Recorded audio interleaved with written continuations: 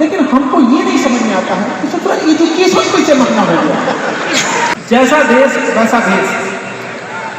अगर प्यार से बात करने वाले हैं तो प्यार से बात कीजिए। सब लोग प्यार से नहीं मान सकते, और अगर सब प्यार से मान सकते थे तो बांसुरी बजाने वाला कृष्ण कन्हैया कभी महाभारत होने नहीं गई।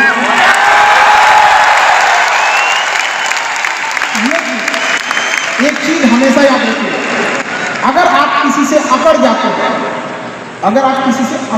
हैं, रूडली बात कर लेते हैं, तो फिर प्यार से बात करने का ऑप्शन हमेशा के लिए खत्म हो जाता है।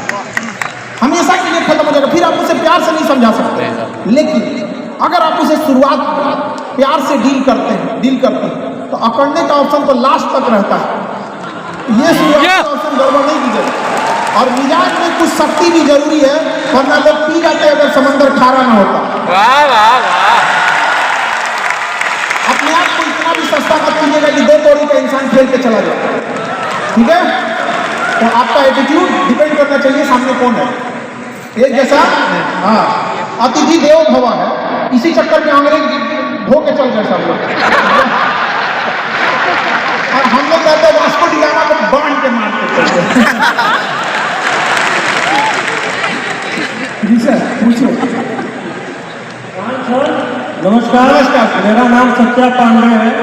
मैं उत्तर प्रदेश मिर्जापुर से बिलोंग करता हूँ। अरे बाबा, मिर्जापुर।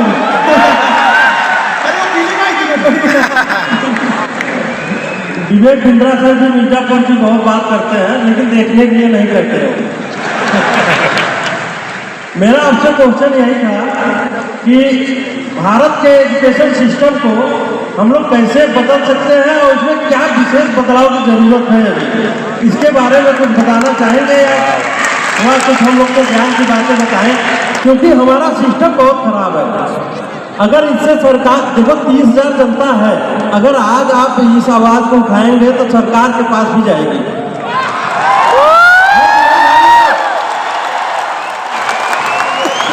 देखिए, हमारे लाइफ का उसूल अलग है। हमें जो करना है हम खुद से करते हैं, किसी के भरोसे नहीं करते। तो हमें जो करना रहता है ना, हम ये सोचते हैं कि गवर्नमेंट आएगी या नहीं आएगी, खुद से करना है।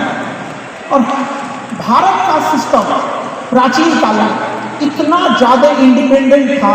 हर गांव का अपना बढ़ी होता था, लोहार होता था, उसका अपना बिजनेस के लिए वो एक मंडी होती थी, इंडिपेंडेंट था। अमेरिका की तरह नहीं कि 10 गाँव बना दे तो ये इस तरह नहीं है, इस एरिया में केवल रेसिडेंस रहेगा तो मार्केट वहाँ रहेगा। हम लोग शुरू से हम लोग विगत के सालों में खोज दिए। एजुकेशन क्या है कि इसकी एक सबसे बड़ी खराबी है कि एजुकेशन में जब आप बदलाव देखेंगे वो तुरंत देखने को नहीं मिलेगा। अगर किसी छोटे बच्चे को आप सोचते हैं अच्छा एजुकेशन, उसमें बदलाव आपको 20-25 साल बाद दिखेगा। वो छोटा बच्चा क्या कर लेगा, उसको इस वजह से बहुत सारे लोग एजुकेशन में सर्वाइव नहीं कर पाते। अरे यार 20 साल बाद हो जाएगा। और जो आए जिनके पास इतना पैसा है, जो 20 साल तक उस चीज को संभाल सकते थे, वो पैसे कमाने पे लग गए, लूटने पे लग गए। किसी को बुरा लग जाएगा, लगना भी चाहिए, क्योंकि बुरा लगने के लिए बोलना है,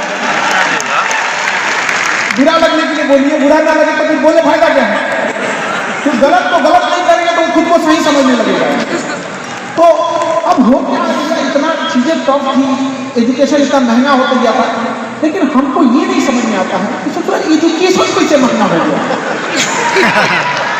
ये बताओ, उस पढ़ाईला में कौन चीज आ रहा है? ये बताओ, उस पढ़ाईला में कौन चीज आ रहा है? अरे खुद से खुद गला फंस गया तो मुलेठी की जड़ सब्जी मंडी से खरीद के चबा लीजिए रात भर, और कौन चीज आता है इसमें नहीं समझ आया। किसी भी चीज को रनिंग कॉस्ट होता है, लेकिन लाखों में चीजें जाती हैं, हमको ये चीज बर्दाश्त नहीं हो रहा था। तो शुरुआत में हमने भी कहा कि भैया हमसे अपनी आवश्यकता है चीजों को करें। तो हमने 2 चीज किया, गौर कीजिए, फीस को उस लेवल पे ले गए कि जिसके नीचे सर्वाइव मतलब एकदम मिनिमम ले गए, लेकिन उसी दौरान क्वालिटी को मैक्सिमम रखें, क्वालिटी को एकदम मैक्सिमम रखें। वरना केवल फी कम करने से क्या होता है, सरकारी में तो पैसे नहीं लगता, कहीं स्कूल में तो पैसे नहीं लगता है।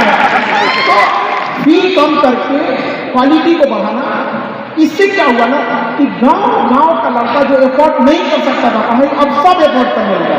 और आप देखिएगा आने वाले 10 सालों में आपको एक बदला हुआ समाज लगेगा जब लोग सवाल करना सीख जाएंगे। सवाल जब पूछने लगेंगे ना तब समझ में आएगा।